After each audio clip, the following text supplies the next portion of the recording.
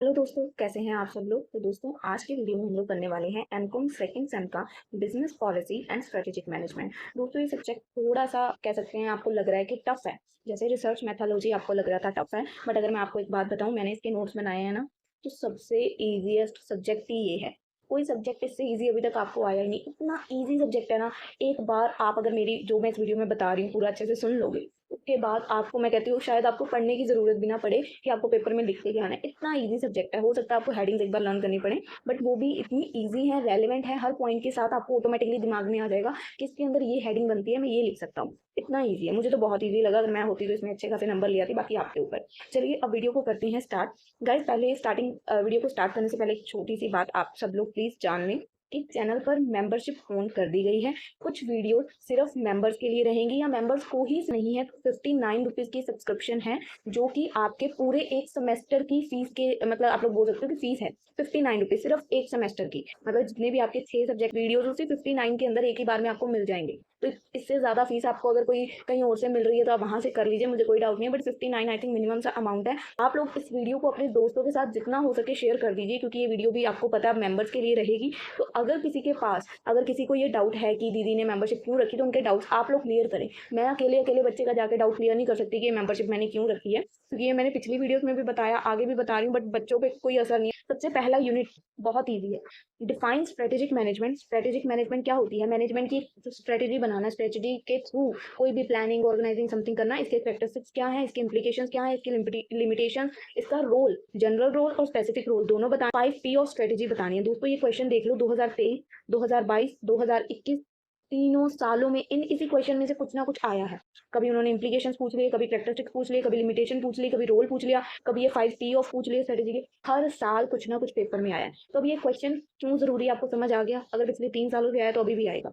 ध्यान से सुनना, स्ट्रेटेजी मैनेजमेंट होता क्या है। स्ट्रेटेजी मैनेजमेंट एक प्लानिंग की तरह होता है। जैसे कहीं अगर आपने ट्रैवल करने जाना है, तो उससे पहले जाने से पहले कितने ख्याली पुलाव पकाते हो ना, कि मैं वहां जाके ये करूंगा, मैं वहां जाके वो करूंगा। मेरी प्लानिंग है ट्रैवलिंग के लिए। तो वही है स्ट्रेटेजिक मैनेजमेंट। मैंने स्ट्रेटेजी बनाई कि मैं वहां जाके पहले नदी में जाऊंगा, फिर मैं वहां पहाड़ चढ़ूंगा, मैं ये मतलब पूरा जैसे ट्रैवल करने के लिए हम लोग प्लानिंग करते हैं, सेम ऐसे ही स्ट्रेटेजिक मैनेजमेंट होती है कंपनी के अंदर। इसके अंदर इन्वॉल्व होते हैं हमारे क्या गोल्स हैं, क्या हमने बेस्ट बेस फाइंड आउट करनी है कि हम अपने गोल्स को पूरा कर पाए। मेक श्योर करना कि सब कुछ ऑन ट्रैक रहे। जब हम ट्रैवलिंग करने जाते हैं तो हम ये ध्यान रखते हैं ना कि हम सही रास्ते पे जा रहे हैं कि नहीं जा रहे। बार बार हम मैप चेक करते हैं, लोकेशन देखते हैं। ट्रैकिंग करना बहुत ज़रूरी है अगर आप किसी अननोन लोकेशन पे जा रहे हो। वैसे ही बिजनेस में आने वाला फ्यूचर हमारा अननोन है, हमें नहीं पता क्या होगा। स्ट्रेटेजी को मैनेज करके उसको ट्रैक करके चलेंगे तो कहीं ना कहीं हम मुसीबतों से बच जाएंगे। It's about long term decision that help a company, कि company in a future success पा सकती है और अपने कंपटीशन में मार्केट में खड़ी रह सकती है। अगर वो इन चीज़ों को ट्रैक नहीं करेगी तो मार्केट में स्टे करना भी उसका मुश्किल हो जाएगा। अब मैं हेडिंग्स बताऊंगी, आपको इजीली पता होगा उसके अंदर क्या लिखना है। कैरेक्टरिस्टिक्स क्या है?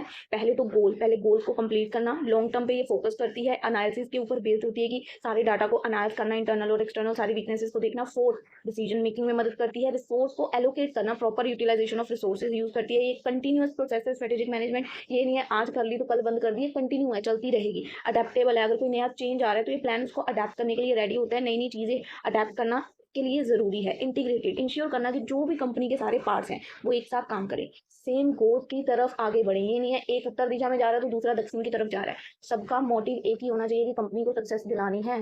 और नाइन्थ क्या है, अगर हम स्ट्रेटेजिक मैनेजमेंट करते हैं तो हमें कॉम्पिटेटिव एडवांटेज मिलती है। आई होप आपको क्लियर है। अब इसकी सिंप्लीफाई एक्सप्लेनेशन क्या लिखी हुई है। पहले आपको एक डेस्टिनेशन सेट करनी है कि आपको कहाँ जाना है, फिर आपको कार को चेक करना है कि एनालाइज करना है कि क्या क्या वीकनेसेस है, क्या कौन सी कार, कौन सा व्हीकल आपको वहां जाने के लिए बेस्ट रहेगा। आपको वेदर को फोरकास्ट करना है, रोड की कंडीशन देखनी है, ठीक है। उसके बाद आपको बेस्ट रूट डिसाइड करना, पूरी एक पिकनिक मनाने जा रहे हो। तो ये सिंपल करेक्टरिस्टिक्स हैं एक स्ट्रेटेजिक मैनेजमेंट के।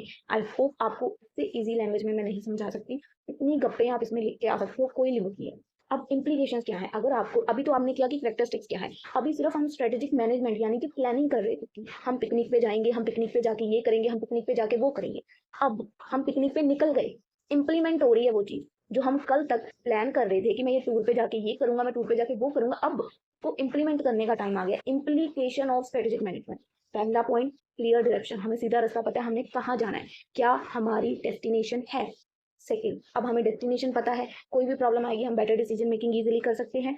थर्ड, हम लोग जो भी हमारे पास सामान है, अगर सोचो हम लोग घर से सामान थोड़ा सा लेके निकले और हमें पता है कि 2 दिन का रास्ता है, तो हम लोग जो भी पानी की बोतलें हैं उसको बचा-बचा के यूज़ करेंगे कि कहीं ख़त्म ना हो जाए। इफेक्टिवली रिसोर्सेज़ का यूज़ करेंगे, जो भी हमारे पास अवेलेबल है। हमें पता है मेरे फ़ोन की चार्जिंग 90% है और मुझे 2 दिन चलाना है, ट्रेन में कोई चार्जिंग पॉइंट नहीं है। जस्ट एग्ज़ाम्पल बता रही हूँ, आजकल सभी ट्रेन में होता है, आई नो, जस्ट एग्ज़ाम्पल बता रही हूँ। मुझे पता है कि ट्रेन में कोई चार्जिंग पॉइंट नहीं है, इसी चार्जिंग से मुझे 2 दिन फ़ोन को चलाना है। तो मैं उस फ़ोन को बचा-बचा के कम यूज़ करूँगी कि वो 2 दिन निकल जाए, है ना? दैट इज़ इफेक्टिव रिसोर्सेज को एफिशिएंटली यूज़ करना। 4, कॉम्पिटिटिव एडवांटेज मिलेगी। फिर अडेप्ट, देखो सेम कैरेक्टरिस्टिक्स वाले पॉइंट है, कहीं न कहीं इम्प्लीमेंट हो रहे हैं वो। कैरेक्टरिस्टिक्स में क्या था? हम टूर के लिए प्लानिंग कर रहे थे। इम्प्लीकेशंस में क्या है? हम टूर पे जा रहे हैं। अब आप लोग इसके हिसाब से अपना आराम से जो मर्ज़ी गप्पे मारो। एम्प्लॉयी मोटिवेशन, जब एम्प्लॉइज़ अंडरस्टैंड करते हैं कि बिज़नेस की पिक्चर क्या है, उनका उसके अंदर रोल क्या है, क्योंकि अगर कोई बंदा कंपनी के ग्रोथ के लिए काम कर रहा है और आप उसको वो कहते हैं प्रमोट नहीं कर रहे हैं, उसको मतलब उसको मोटिवेट नहीं कर रहे, उसको शाबाशी नहीं दे रहे, तो वो अच्छा नहीं फील करेगा। उसको लगेगा यार मैंने इतना कुछ किया पर मेरा रोल क्या था? मुझे कहाँ पे उसका क्रेडिट मिला कि ये इस बंदे ने किया है? सारा क्रेडिट तो बॉस ने ले लिया। तो मोटिवेशन कहीं न कहीं एक बहुत ज़रूरी पार्ट है एम्प्लॉइज़ का खुश रहना, क्योंकि अगर आप लोग रास्ते में कहीं ट्रैवल जा रहे हो और 2 1 या 2 बंदे का मुँह तो सड़ा ही होता है रास्ते में, क्योंकि आपने देखा होगा जब पिकनिक पे जाओ या कहीं पे भी जाओ, ग्रुप ऑफ पीपल्स जाते हैं, एक ना एक बंदा तो मतलब नाराज़ होके बैठ जाएगा कि उसको 4 जने आके मनाएँ, है ना? तो सबका खुश होना एक पिकनिक के लिए बहुत ज़रूरी है। वैसे ही स्ट्रेटेजिक मैनेजमेंट के लिए सभी को साथ लेके चलना ज़रूरी है। लॉन्ग टर्म सक्सेस तभी मिलेगी जब अच्छे से प्लानिंग की होगी। अब इसकी लिमिटेशन क्या है? अगर हम स्ट्रेटेजिक मैनेजमेंट करते हैं, हम ट्रैवलिंग पे कल जा रहे हैं, 1 हफ्ता पहले ही हमें उसके सपने आने शुरू हो गए। मैं ये करूँगा, मैं वहाँ जाके वो करूँगा, क्या है? हमने 1 हफ्ता खराब कर दिया, यही हम वहाँ से जाने से पहले अपने सारे काम निपटा लेते कि मुझे जो-जो काम करने हैं। इवन कि मेरे साथ भी होता है, कहीं जाना हो ना, उससे पहले मुझे काम निपटाने चाहिए। काम निपटाने की जगह एक्साइटमेंट में कुछ काम होता ही नहीं। तो ये क्या है? टाइम कंज्यूमिंग, कॉस्टली पड़ जाता है, हमें कहीं न कहीं महँगा पड़ता है। डेफिन आप लोगों को मैं जस्ट एग्ज़ाम्पल बता रही हूँ, आप लोग इसको इसके साथ रिलेट करके लिखना। मैं सिर्फ़ समझाने के लिए आपको ट्रैवलिंग या उसका पिकनिक का एग्ज़ाम्पल दे रही हूँ, बट आपको स्ट्रैटेजिक मैनेजमेंट से लिंक करके लिखना है इसको, ठीक है? अब ये कॉस्टली पड़ेगा। थर्ड, अनसर्टेनिटी कोई ना कोई तो आ सकती है। अब जैसे अभी पीछे ही हुआ था, एग्ज़ाम से पहले जब ट्रेन्स वगैरह का इश्यू चल रहा था, ट्रेनें लेट हो रही थी, कुछ भी अनसर्टेनिटी आ सकती थी ना, अगर हम कहीं पे भी ट्रैवल जाते, ट्रेनें 9-9 10-10 घंटे लेट थी। तो क्या था वो? अनसर्टेनिटी थी, कुछ भी हो सकता था, कॉम्प्लेक्सिटी आ सकती, कोई भी प्रॉब्लम्स क्रिएट हो सकती थी, रेजिस्टेंस टू चेंज, जिसको हम ऑब्वियसली, अब हमने पिकनिक पे जाना है और हम निकल चुके हैं। रास्ते में कहीं ट्रेन खड़ी हो गई 9-10 घंटे के लिए, ना हम आगे जाने मतलब जितने हैं ना पीछे आ सकते हैं। बीच में अटक गए, तो चेंज कई बार हो सकता है कि पॉसिबल नहीं है। इनफ्लेक्सिबल हो सकता है, ओवर रिलायंस ऑफ प्रिडिक्शन, क्योंकि हमने इतना सोच लिया कि मैं ट्रैवलिंग पे जा रहा हूँ, टूर पे जा रहा हूँ, वहाँ ये होगा, वहाँ पहाड़ होंगे, वहाँ समुद्र होंगे, जब वहाँ पहुँचे तो वहाँ रेत ही रेत। तो ओवर रियलाइज ऑन प्रिडिक्शन, ये भी एक लिमिटेशन है। तो आई होप आपको लिमिटेशन क्लियर। गाइस मैं सिंपल एग्जांपल से करवा रही हूँ, मुझे नहीं पता आपको ये एग्जांपल कितनी अच्छी लग रही है कितनी नहीं, बट मुझे जितना पता है घूमने फिरने का सबको शौक है और आपके दिमाग में कहीं ना कहीं ये बातें रह जाएंगी कि हम लोग एक पिकनिक पे गए, तो आप कुछ तो लिख के आओगे पेपर में, ठीक है? अगर आप मेरी बातें ध्यान से सुन रहे हो, चाहे आपने इसको नहीं भी पढ़ा, पेपर में नंबर ले आओगे, मुझे इतना पता है, पर पढ़ के जाना, ये नहीं मैं कह रही कि बिना पढ़े जाना। अब इसका रोल क्या है? जनरल रोल क्या है स्ट्रेटेजिक मैनेजमेंट का और स्पेसिफिक रोल क्या है? जनरल रोल में क्या आता है? स्ट्रेटेजिक मैनेजमेंट में आपने सेटिंग डायरेक्शन सेट करनी है, रिसोर्सेज को प्रॉपर्ली एलोकेट करना है, नए नए चेंजेस, देखो पॉइंट वही आ रहे हैं, बार बार रिपीट हो रहे हैं, कैरेक्टरिस्टिक्स वाले, हेडिंग्स वही हैं, आपको हेडिंग्स कोई ज़्यादा मुझे लगता है याद नहीं करनी पड़ेगी। चेंजेस को अडेप्ट करना, गोल को एनहांस अचीव करना, परफॉर्मेंस को एनहांस करना, तो वही है। स्पेसिफिक गोल्स चेंज है। स्पेसिफिक गोल्स कौन से हैं स्ट्रेटेजिक मैनेजमेंट के? कॉम्पिटेटिव एनालिसिस करना कि कॉम्पिटिशन में, अब जैसे अगर हमें कहीं ट्रैवल पे जाना है तो हम व्हीकल का देखते हैं ना, कौन सा मतलब हमें सस्ता पड़ेगा। हम कार से जाएंगे, हमें अपनी कार करके ट्रैवलर जो बस होती है छोटी, वो करके जाएंगे, वो सस्ती पड़ेगी। हम बाइक से जाएंगे, वो सस्ता पड़ेगा। हम अगर ट्रेन से जाएंगे, वो सस्ता पड़ेगा। बस हम लोग कंपेयर करते हैं, कॉम्पिटिटिव, उनका आपस में कॉम्पिटिशन है ना, तो हम एनालिसिस करते हैं क्या बेस्ट है। सेकंड, मार्केट का एनालिसिस करेंगे कि मार्केट क्या चल रही है, एनालिसिस मार्केट ट्रेंड आइडेंटिफाई करना, अपॉर्चुनिटी थ्रेट्स। उसके बाद इंटरनल, अपने एनालिसिस, खुद का एनालिसिस करना। इसके अंदर हम लोग बिजनेस की स्ट्रेंथ को देख सकते हैं, वीकनेसेस को देख सकते हैं। जैसे अगर अगर मैं आपको बोल रही हूँ आपको कहीं ट्रैवल करना है, हम सब बोल रहे हैं कि बस पे चलते हैं, तो हमारी इंटरनल एनालिसिस नहीं हमने की, बस किस किस को सूट करती है, सारे रास्ते में खलेरा डालते हुए जाएंगे, तो बस कईयों को सूट करेगी, कईयों को नहीं करेगी, तो इंटरनल एनालिसिस करना जरूरी था ना। अगर हमको पता होता कि बस आधों को सूट नहीं करेगी तो हम बस नहीं करेंगे, तो ये एनालिसिस भी जरूरी है, सेम एज इट इज बस के लिए, बस बोल रही हूँ बिजनेस के लिए। फिर फोर्थ क्या है? स्ट्रेटेजी को फॉर्मुलेट करना, स्ट्रेटेजी जो आपने बनाई है, मतलब फॉर्मुलेशन प्लान बनाना, डिटेल प्लान बनाना कि क्या क्या होगा, कैसे कैसे जाएंगे, कहाँ कहाँ रुकेंगे, कहाँ कहाँ हमारी बस की ब्रेक लगेगी, कहाँ कहाँ हम घूम के आएंगे। फिर फिफ्थ, उसको इम्प्लीमेंट करना। चेक करना कि जो जो हमने सोचा था एग्जैक्ट वही हो रहा है, सब खुश तो है ना हमारे साथ ट्रैवल पे आके, ये तो नहीं है हम सबको ले तो आए हैं पर सबका ध्यान अपने कामों में ही है। तो ये कुछ इसके पॉइंट्स हैं स्पेसिफिक रोल के। मैं बार बार बता रही हूँ, मैं आपको ट्रैवलिंग के एग्जाम्पल दे रही हूँ, आप ट्रैवलिंग ही ना लिखाना, स्ट्रेटेजिक मैनेजमेंट लिखनी है, ठीक है? ध्यान रखियो और मेरी बातें याद रह जाएं, आपको पेपर में आप लिखाओ हम टूर पे घूमने गए और ये हो गया, पेपर वालों ने बहुत पीटना है। उसके बाद इसके 5 P क्या हैं? 5 P बहुत ईज़ी हैं। इसके 5 P ये देखो, ये लिखे हुए हैं। ये रहे plan, ploy, pattern, position and perspective. 5 P जैसे हम लोग 4 Ps करते थे, हमारे 4 P होते थे ना मार्केटिंग मिक्स के, वैसे ही स्ट्रेटेजी के 5 P होते हैं। प्लान में क्या आता है? स्ट्रेटेजी एज़ आपको प्लानिंग करनी है, simple example, a company plan to launch a new product, किसने अपने मार्केट में शेयर्स इंक्रीज करने, तो उसने एक नया प्लान लॉन्च कर दिया। सेकंड, प्लोए। प्लोए क्या होता है कि आपने कॉम्पिटिटिव मार्केट में स्टे करने के लिए आउटस्मार्ट कुछ तरीके अपनाने हैं, जैसे कि अ बिजनेस माइट टेम्परेली अपने प्राइसेस को उसने नीचे करा दिया अपने कॉम्पिटिटर्स को मार्केट से बाहर निकालने के लिए, तो प्ले किया उसने। पहला प्लान, प्लानिंग की। सेकंड, प्ले किया या प्लोए किया, आप लिख सकते हो, लिखना प्लोए है, जस्ट समझने के लिए इसको प्ले ले सकते हो कि इसने गेम प्ले की कि प्राइस एकदम नीचे गिरा दिए, कस्टमर्स खरीद लिए, मार्केट कॉम्पिटिटर्स को बाहर निकाल दिया। थर्ड, पैटर्न, जैसे कि एक रेस्टोरेंट है, कंसिस्टेंटली आपको एक ऑफर कर रहा है हाई क्वालिटी, वो एक पैटर्न को फॉलो कर रहा है, उसका मतलब उसका मेन काम है कि उसने हर बार आपको कुछ ना कुछ यूनिक डिशेस प्रोवाइड करनी है, कुछ ना कुछ नया यूनिक करना है, इनोवेटिव करना है, तो वो एक पैटर्न को फॉलो कर रहा है जो उसको यूनिक बनाता है, सबसे अलग बनाता है। अगर आपके अंदर कुछ ऐसी खासियत है जो आपको बाकी चीज़ों से अलग बनाती है, तो डेफिनेटली आप मेरे पास दोबारा आएंगे। तो नेक्स्ट क्या है? पोजीशन। पोजीशन में क्या है? एक brand market itself as a luxury option, आपकी मार्केट में पोजीशन क्या है? पोजीशनिंग इटसेल्फ आपको कहीं ना कहीं ये मदद करती है, अगर आपकी पोजीशन मार्केट में मैटर करती है तो डेफिनेटली आप मार्केट में स्टैंड कर पाएंगे। And fifth, perspective. A company values sustainability and make strategic decision, company जो है वो वैल्यू करती है सस्टेनेबिलिटी की, और उसी के बेस पे अपने डिसीजन को लेती है जो कि इको फ्रेंडली हो उनके मटीरियल और उनके प्रोसेस के लिए। तो अब आई होप आपको ये 5 P भी क्लियर है। दोस्तों ये क्वेश्चन मैंने आपको स्टार्टिंग में भी बताया था, तीनों सालों में लगातार इसका कुछ ना कुछ रिपीट हुआ है। अगर बाई चांस, जैसे मैं एग्जांपल बता रही हूँ, आपको कोई भी एक टॉपिक आ जाता है कि कैरेक्टरिस्टिक लिखो, आपको लेंथ बढ़ानी है, कैरेक्टरिस्टिक्स आपके इतने लंबे नहीं हो जाएंगे कि आप 6 पेज लिख पाओ, पहले आप मीनिंग लिखोगे, फिर आप उसके थोड़े से फीचर आपने देखा कैरेक्टरिस्टिक्स, इम्प्लीकेशन, लिमिटेशन सब में सेम पॉइंट है, वैसे ही फीचर में भी कुछ वैसे ही मिलते जुलते पॉइंट्स आएंगे। कुछ पॉइंट में फीचर बना दिए, फीचर्स आपने हेडिंग्स वाले नहीं बनाने, नंबर्स डाल के लिखने हैं, 1 2 3 4 5 फीचर लिख दिए, उसके बाद आपने कैरेक्टरिस्टिक्स पे आना है, कैरेक्टरिस्टिक्स के एक पॉइंट को कम से कम 4 से 5 लाइनों में एक्सप्लेन करना, एक पॉइंट को 4 से 5 लाइनों में गप्पे मार के एक्सप्लेन करना, जैसे मैंने एग्जांपल दी, पहले तो पॉइंट का मतलब लिख दिया, फिर उसको एग्जांपल के साथ एक्सप्लेन कर दिया। फॉर एग्जांपल हम लोग ट्रैवल पे गए, फिर आपकी वो जो मैंने ट्रैवलिंग वाली एग्जांपल समझाई ना, काम आ जाएंगी। अगर आप उसको पहले तो एज इसका क्वेश्चन के साथ लिंक करके पॉइंट को एक्सप्लेन कर दो 2 लाइनों में, 3 लाइनों में आप उसकी एग्जांपल दे दो हर पॉइंट की, ठीक है। कैरेक्टरिस्टिक्स लिख दी, उसके बाद कैरेक्टरिस्टिक्स लिखने के बाद आप इसका रोल या लिमिटेशन कुछ भी साथ ऐड ऑन करोगे, नंबर मिल जाएंगे बहुत अच्छे से। इसमें से आपको कोई भी एक चीज पूछेंगे ना पेपर में, आप दूसरी ऑटोमेटिकली ऐड कराना, कुछ नहीं कहेंगे वो। 3 पेज का एक टॉपिक, 3 का एक, वो कहेंगे कि बच्चे ने क्वेश्चन अच्छा अटेम्प्ट किया, ठीक है। अब सेकंड क्वेश्चन की तरफ चले। सेकंड क्वेश्चन क्या है? तो फ्रेंड्स अब देखिए सेकंड क्वेश्चन क्या है, what do you mean by sustainable competitive advantage. Sustainable competitive advantage क्या है? सस्टेनेबल क्या होता है पहले ये बताओ।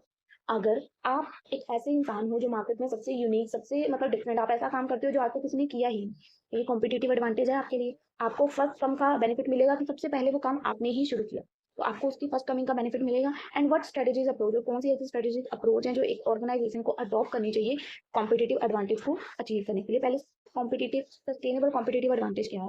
अ sustainable competitive advantage mean having an edge over competitors that can be maintain over long time, यानी कि आपका एक एज, यानी कि एक मार्केट में कह सकते हो रेपुटेशन, आप एक, आपके पास एक यूनिक टैलेंट है जो आपके कॉम्पिटिटर्स के पास नहीं है। It's like having a something special about your business that keep customers coming back, कि आपके बिजनेस में कुछ ऐसा स्पेशल कुछ है जो बाकी बिजनेस के पास नहीं है। तो when other company try to compete, तो उनके पास वो चीज़ है ही नहीं जो आपके पास स्पेशलिटी है, तो वो उसको कम्पीट ही नहीं कर पाएंगे। जैसे कोई अगर रेसिपी है, मेरे पास एक ऐसी रेसिपी है जिसको आप एक बार खाएंगे तो आपका मन करेगा दोबारा वही खानी है, पर वो कॉम्पिटिटिव तो बाजार में बहुत सारे हैं, बट उनके पास वो रेसिपी नहीं है जो मेरे पास है ना, स्पेशलिटी है कोई। तो वो आपके पास एक होती है सस्टेनेबल कॉम्पिटिटिव एडवांटेज, जिसको बहुत कम लोग फॉलो कर सकते हैं या कम्पीट कर सकते हैं आपके साथ। अब इसकी अप्रोचेज क्या है कि अगर आपको सस्टेनेबल कॉम्पिटिटिव एडवांटेज अचीव करनी है तो इसके लिए क्या अप्रोचेज हैं? पहले कॉम्पिटिटिव एडवांटेज को अचीव करने के लिए पहला क्या अप्रोच है? डिफरेंशिएशन। आपका जो भी प्रोडक्ट है मार्केट में डिफरेंटली स्टैंड आउट करना चाहिए, सबको पता चलना चाहिए कि ये प्रोडक्ट में कुछ तो खासियत है, कुछ वैल्यू दे। अब फॉर एग्जांपल मैं अपनी तारीफ नहीं करी, बट आप लोग खुद देखिए, आपको वीडियोस यूट्यूब पे मिलती हैं एग्जाम से पहले, एक पेपर की एक वीडियो, और कोई ऐसी वीडियो देता है, तो मेरी खासियत यहाँ पे क्या है कि मैं आपको एक पेपर से एक दिन पहले ही वो मटेरियल प्रोवाइड कर देती हूँ, जिससे आपको एटलीस्ट, जिसने कुछ भी नहीं पढ़ा वो पेपर में अच्छे खासे मार्क्स ला सकता है, उसकी सप्ली नहीं आती, ये हम सियोरिटी करते हैं कि हम उसकी सप्ली नहीं आने देंगे, हम इतना तो समझा देते हैं। बाकी पेपर तो हमने डेफिनेटली नहीं डाला होता, वो तो एग्जामिनर के ऊपर है कैसा आएगा, बट हम आपको इतना समझा देते हैं। तो ये मेरी स्पेशलिटी हो गई ना कि मैं आपको पेपर से एक दिन पहले ऐसा ऐसा काम पढ़ा देती हूँ कि आप लोग एटलीस्ट पेपर में अच्छे खासे मार्क्स ला पाएँ, क्योंकि बहुत सारे लोग हैं जो जॉब की वजह से पढ़ नहीं पाते हैं, ठीक है? और सेकंड पॉइंट क्या है? Cost leadership. अब become the lowest cost producer in the industry. आपने अगर अब जैसे हमने सब्सक्रिप्शन रखी 59 लोअर कॉस्ट है, तो ये क्या है? Allow you offer lower price than competitors. अब अगर कोई मेरे सामने कॉम्पिटिटर खड़ा भी हो जाएगा जो आपको ऐसी वीडियोस बनाएगा, मैं लिख के दे सकती हूँ आपको वो 59 में नहीं दे। आपको शायद आइडिया नहीं है, एक वीडियो को बनाने में 12 से 15 घंटे लगते हैं। जो आपको 1 घंटे की मैं वीडियो देती हूँ, उसके पीछे मेरे 15 घंटे की मेहनत होती है। 5 घंटे एक पीडीएफ को क्रिएट करने में लगते हैं, उसको टाइप करना, लिखना, एक-एक क्वेश्चन को देखना कि कुछ टफ ना हो, आपको लर्न करने में डिफिकल्टी ना हो, ईज़ी से ईज़ी लैंग्वेज उसमें लिखना, फिर रिकॉर्डिंग करना, 2 से 3 घंटे फिर एडिटिंग में जाते हैं, फिर अपलोडिंग का प्रोसेस 1 घंटे का होता है। तो 15 घंटे एक वीडियो में लगते हैं। तो उसकी 15 घंटे की कोर्स अगर 59, 15 घंटे भी नहीं, 15 घंटे के हिसाब से आपको 6 वीडियोस देनी है मैंने। तो मेरे कितने दिनों की मेहनत आप लोगों को अगर मैं 59 रुपीज़ में दे रही हूँ, तो आपको वो ज़्यादा लगती है। तो कॉस्ट लीडरशिप, अगर मेरे से अगर कॉम्पिटिटर मार्केट में आ भी जाएगा, तो क्या वो स्टैंड कर पाएगा? कौन है जो आपको अगर कोई एक दिन भी मेहनत आप अपनी 1 दिन की मेहनत भी आपको 69 में दे देगा? आप बताओ, आप अपना 1 दिन भी किसी को फ्री ऑफ कॉस्ट दोगे? मैंने अपने 4 साल यूट्यूब पे फ्री ऑफ कॉस्ट आपको स्टडी करवाई है। 4 साल, एक पैसा नहीं लिया मैंने किसी से। 4 साल तक हमने फ्री ऑफ कॉस्ट आपको पढ़ाया है। अब नेक्स्ट पॉइंट क्या है? Focus strategy. अब फोकस स्ट्रेटजी क्या है? इसमें इसका मेन कॉन्सेंट्रेट कहाँ पे होता है कि concentrate on serving a specific market segment exceptionally well. जो कि मतलब इसका मेन फोकस कहाँ है? इसका मेन फोकस है कि इसने स्ट्रेटजी पे फोकस करना है कि क्या चीज़ की कब जरूरत है, कब मार्केट में उसकी डिमांड है, कब उसको प्रोवाइड करना है। जैसे मुझे पता है कि मुझे कौन सी वीडियो कब अपलोड करनी है, पेपर कब, कौन सा पेपर है, कौन सा पेपर से पहले कौन सी वीडियो आएगी। फोकस स्ट्रेटजी है इनोवेशन। हर साल जब पेपर आते हैं मैं कुछ ना कुछ नया क्रिएट करती हूँ। पिछली बार क्या था? इंपॉर्टेंट क्वेश्चन लेके आए थे हम। उससे पिछली साल क्या था? हम लोगों ने शायद डीपीटी समथिंग कुछ शेयर किया था और आपको लास्ट ईयर के क्वेश्चन पेपर्स की वीडियो दी थी। इस साल हमने क्या नया किया है कि हम लोग क्वेश्चंस के साथ इनके आंसर लाए हैं with in a one video. ये मैंने पिछले सेमेस्टर में एमकॉम वन फर्स्ट टाइम के साथ किया था, बट बीकॉम वालों के साथ ये नहीं किया था। अब इस बार बीकॉम सारी एमकॉम सबके लिए ये चीज़ प्रोवाइड की है। तो एक एक वीडियो को कितना टाइम लग रहा है मुझे पता है बनाने में। आप लोगों को 1 घंटे में वो पूरी कंबाइन करके मिलती है वीडियो, जो एक 15 घंटे में बनती है। अब नेक्स्ट पॉइंट क्या है, या नेक्स्ट क्या इसका पॉइंट है? Customer relation management. अब आप एक कस्टमर के साथ ऐसा रिलेशन बिल्ड कर रहे हो कि अब जैसे जैसे मैं आपको एग्जांपल्स देती हूँ वीडियो में पढ़ाते हुए, पेपर में जाके वो आपको याद आती हैं कि मैं अब आपको कल पक्का ये एग्जांपल याद आएगी कि हम पिकनिक पे गए थे पढ़ते पढ़ते कल, तो आप क्वेश्चन लिखाओगे। वैसे ही आपके साथ एक मेरा रिलेशन बन चुका है, क्योंकि हम मोस्टली सेम एज के हैं। मैं भी कहीं ना कहीं पहले आपके साथ ही स्टूडेंट थी, जब मैं पढ़ाती थी, जब मैंने शुरू किया था मैं भी स्टूडेंट ही थी। 3 साल मैंने स्टूडेंट एज अ रह के पढ़ाया है आपको। तो अभी मेरी स्टडी लास्ट ईयर कंप्लीट हुई है। तो कहीं न कहीं इस वजह से आप मेरी बातों से ज़्यादा रिलेट कर पाते हो, क्योंकि हम सेम एज ग्रुप के हैं और हमें एक-दूसरे की बातें कहते हैं ना, वो प्रैक्टिकल वे से समझाने पे ज़्यादा ईज़िली समझ आती है। तो मैं वही कोशिश करती हूँ। तो मेरा आपके साथ कहीं न कहीं एक रिलेशन बना हुआ है। बहुत से बच्चे मेरे साथ व्हाट्सएप पे ऐड हैं, बातें करते हैं, बहुत सारी गप्पें करते हैं। मैंने उनको कभी देखा भी नहीं है लाइफ़ में, बट मेरे पास न्यू फ्रेंड्स बन चुके हैं इसकी हेल्प से काफ़ी। अब नेक्स्ट पॉइंट क्या है? Operational excellence. जो वीडियोज़ आएँगी, मेरा ऑपरेशन है कि मुझे एक वीडियो बनानी है, उसमें एक्सीलेंस होनी, कि आप तक जो मैं बात पहुँचाना चाह रही हूँ, वो पहुँच जाए। ठीक है, जैसे आप पढ़ लेते हैं, शायद कुछ और ना निकल आए। Optimise internal process and system to achieve operational excellence. This involve streamlining workflow, minimise करना वेस्ट को, मैक्सिमाइज करना efficiency throughout an organisation to deliver consistent value to customers. बिल्कुल वही है कि ऑपरेशनल मतलब मैंने अगर एक बार आपको कोई चीज़ की वीडियो प्रोवाइड की, उसकी क्वालिटी बहुत अच्छी, बहुत अच्छे से मैंने एक्सप्लेन किया। उसके बाद अगर मेरी वीडियो की क्वालिटी नीचे गिरने लग गए, तो अगर आप लोग जो मेरे साथ स्टार्टिंग से जुड़े हैं ना, उन्होंने जिसने भी मेरी पहली वीडियो देखी है, और अगर वो मेरी आज की वीडियो देखेगा, वो खुद बोलेगा कि दीदी ने खुद को बहुत इंप्रूव किया। आप लोग जाके देखना मेरी आज से 4 साल पुरानी वीडियो, मैं तब क्या थी और आज क्या हूँ। और ये सब मैंने खुद धीरे-धीरे काम करके सीखा है, मुझे सिखाने के लिए कोई नहीं था। 4 साल पहले भी मैंने अकेले शुरू किया था, आज भी मैं अकेले ही आप सबको हैंडल कर रही हूँ। ना पहले कोई मेरे साथ करता था, ना अब कोई काम कर रहा है। बट सीखा, खुद से सीखा। कोई मेरे मतलब ऐसा था ही नहीं जो मुझे बताए कि यूट्यूब कैसे होता है, कैसे चलता है, कैसे इसके ऊपर वीडियोज़ डलती हैं। धीरे-धीरे पहले मैं वीडियोज़ डालती, मुझे ये नहीं पता था उसके ऊपर फ़ोटो लगती है, जो भी आपको थंबनेल फ़ोटो बाहर शो होती है ना, मुझे ये नहीं पता था फ़ोटो लगाते हैं। पुरानी वीडियोज़ पे मेरे फ़ोटोज़ ही नहीं है। फिर मुझे धीरे-धीरे वो पता चलने लगा, फिर मुझे क्वालिटी का पता चलने लगा वीडियो की। तो क्या है, धीरे-धीरे ऑपरेशनल एक्सीलेंस आनी शुरू हुई। जैसे-जैसे एक्सपीरियंस आता गया, मुझे काम करने का समझ आता गया कि क्या-क्या करना है। तो ये मेरे 4 सालों की जर्नी में मैंने आपको बहुत कुछ दिया, पर मैंने बहुत कुछ सीखा भी। अब जो मेरे पास एक्सपीरियंस है ना, उससे मैं कभी भी नया बिज़नेस खड़ा कर सकती हूँ, जो मेरे पास एक्सपीरियंस है। एक तो मेरे पास बेइंतहा स्टडी नॉलेज है, जो मैं आपको पढ़ाती रहती हूँ, कहीं न कहीं मेरी नॉलेज बूस्ट होती है उससे। तो अब नेक्स्ट पॉइंट क्या है? Strategic aliens and partnership. अब स्ट्रेटेजिक एलियंस एंड पार्टनरशिप में क्या है? फ्रॉम स्ट्रेटेजिक एलियंस और पार्टनरशिप विद अदर ऑर्गनाइजेशन। ये मैंने नहीं इम्प्लीमेंट किया, मैंने किसी के साथ पार्टनरशिप नहीं की, बट आप लोग इसको अब ले सकते हो कि हम लोग कोलैब कर सकते हैं अदर्स के साथ, ताकि हम लोग मार्केट में ज़्यादा लोगों तक एक्सेस कर पाएँ, टेक्नोलॉजीज़ के साथ जा पाएँ। हाँ, मैंने पार्टनरशिप ऐसे किया, अभी मैंने शुरू किया है कि प्रमोशन करने शुरू किया अपनी वीडियो के। अपनी वीडियो पे पैसा लगा के उसको प्रमोट करना कि ज़्यादा बच्चों तक पहुँच पाए, उन पे रीच बढ़ पाए, क्योंकि अभी एमकॉम के बच्चे हमारे चैनल पर ज़्यादा नहीं है, मोस्टली मेरा चैनल बीकॉम के ऊपर बेस है। तो हमने अब एमकॉम की कोचिंग शुरू की है, तो हम चाहते हैं कि एमकॉम के बच्चे भी हम तक पहुँचे, तो इसलिए मैंने उन वीडियोज़ पे प्रमोशन करना शुरू किया, लगाना शुरू किया। तो उसमें तो पैसे जाते ही हैं, आते नहीं हैं। चलो कोई बात नहीं, कुछ आप तक पहुँचाने के लिए ये भी करना पड़ेगा। नेक्स्ट क्वेश्चन क्या है? आई होप अब आप लोगों को सेकंड क्वेश्चन क्लियर है। मैंने बातें करते-करते समझाने की कोशिश की है कि आपको समझ आ जाए कि सस्टेनेबल कॉम्पिटिटिव एडवांटेज क्या है। सस्टेन, मार्केट में आप कितना टिकोगे, कितनी आप में यूनिकनेस है, दैट इज सस्टेनेबल। आप कितने अपने आप में यूनिक हो, यही आपको मार्केट में एक पहचान दिलाएगा। थर्ड क्वेश्चन क्या है? What is strategic management. Strategic management का, अब देखो गाइस, पेपर में ना क्वेश्चन आता है कि स्ट्रेटेजिक मैनेजमेंट का प्रोसेस क्या है। ये तो मैं आपको बता दूंगी। अब जो नीचे मैंने ये लिखा हुआ है ना, it's implication and limitation, paper में कई बार ना ऐसे आएगा कि स्ट्रेटेजिक मैनेजमेंट का प्रोसेस क्या है, इसके इम्प्लीकेशन क्या है, इसके लिमिटेशन क्या है। ऊपर वाले क्वेश्चन में सिर्फ था स्ट्रेटेजिक मैनेजमेंट के इम्प्लीकेशन, यहाँ क्या है? स्ट्रेटेजिक मैनेजमेंट प्रोसेस मॉडल के इम्प्लीकेशन। तो आपकी बुक में जैसे ये दोनों चैप्टर अलग अलग है, तो बच्चों को यहाँ कंफ्यूजन हो जाती है कि इम्प्लीकेशन और लिमिटेशन के पॉइंट क्या अलग अलग आएंगे। नो, जो हमने ऊपर किए ना फर्स्ट क्वेश्चन में, सेम वही इम्प्लीकेशन और लिमिटेशन रहेंगे, चाहे क्वेश्चन प्रोसेस वाला है चाहे कुछ है। और अगर आपको पेपर में पूछें कि एलिमेंट्स बताओ, elements of strategic management process model, elements बताओ, तो इसका मतलब है कि आपने इसके अंदर प्रोसेस लिखना है। एलिमेंट्स क्या है, वन बाय वन क्या उसका प्रोसेस है, स्टेप्स क्या है, तो वही इसके प्रोसेस आएगा। ठीक है, ये दोनों क्वेश्चन क्लियर हैं जो नीचे हैं। अब उस क्वेश्चन को एक्सप्लेन करते हैं जिसमें हमने बताना है कि स्ट्रेटेजिक मैनेजमेंट का प्रोसेस क्या है। पहले आपने गोल सेट करना है कि मुझे क्या मेरा गोल है। अगर मैं कहीं टूर पे जा रही हूँ तो मेरा गोल क्या है, मुझे डेस्टिनेशन कहाँ पहुंचना है। फिर मुझे इन्वायरमेंट एनालिसिस सब कुछ चेक करना है, मतलब पूरा एनालिसिस करना है। थर्ड, मैं रिसोर्सेज देखूंगा क्या क्या रिसोर्सेज अवेलेबल हैं। फाइनेंस कितना, जैसे अभी कंपनी की तरफ से देखते हैं, फाइनेंस, लोग, टेक्नोलॉजी, कितना क्या क्या रिसोर्सेज अवेलेबल है। देन मैं अपनी स्ट्रेटेजी बनाऊंगा, फॉर्मुलेट करूंगा अपनी स्ट्रेटेजी को अकॉर्डिंग टू मेरे ऑब्जेक्टिव्स, क्या मेरे ऑब्जेक्टिव्स हैं, उनको पूरे करने के लिए मुझे क्या स्ट्रेटेजी का यूज करना चाहिए। उसके बाद मैं अपनी स्ट्रेटेजी को इंप्लीमेंट करूंगा। पहले मैंने स्ट्रेटेजी बनाई, अब मैंने उसको मार्केट में इंप्लीमेंट किया, उसके बाद मैं उसको मॉनिटर करता रहूंगा और टाइम टू टाइम उसको इवेल्युएट करूंगा कि जो भी, मतलब इवेल्युएशन करूंगा कि जो भी मैंने प्लानिंग की वो सही तो जा रही है ना, वो सही रास्ते पे तो है ना, कहीं वो अपना रास्ता, ट्रेन जो है पटरी से नीचे तो नहीं उतर गई। ठीक है, अब क्वेश्चन में ना एक बात कही गई थी, मुझे समझ नहीं आई ज्यादा उसका, बट यहाँ पे लिखा था, देखो, draw a model of strategic management. Model क्या है, मॉडल को ड्रॉ करना है। ठीक है, स्ट्रेटेजिक मैनेजमेंट का मॉडल क्या है, मैंने गूगल पे भी बहुत सर्च किया, मुझे मिला नहीं। तो आप लोग एक बार देखिएगा जरूर, बट मुझे जो गूगल पे मिल रहा था ना, आप लोग उसको देखोगे, जब हमने पॉइंट किया ना, उसको एज अ डायग्राम की हेल्प से प्रेजेंट किया, तो मुझे गूगल पे यही दिख रहा था, तो मैंने यहाँ पे लिख दिया। बट अगर इन्होंने बोला है ड्रॉ करने को, तो मुझे लग रहा है ये इसका आई थिंक पैटर्न होगा कि अगर हम स्ट्रेटेजिक मॉडल बना रहे हैं तो उसका पैटर्न क्या होगा। या जैसे एक हम फॉर्म में नहीं होता, फार्म होता है जैसे, उस फॉर्म में मुझे लग रहा है।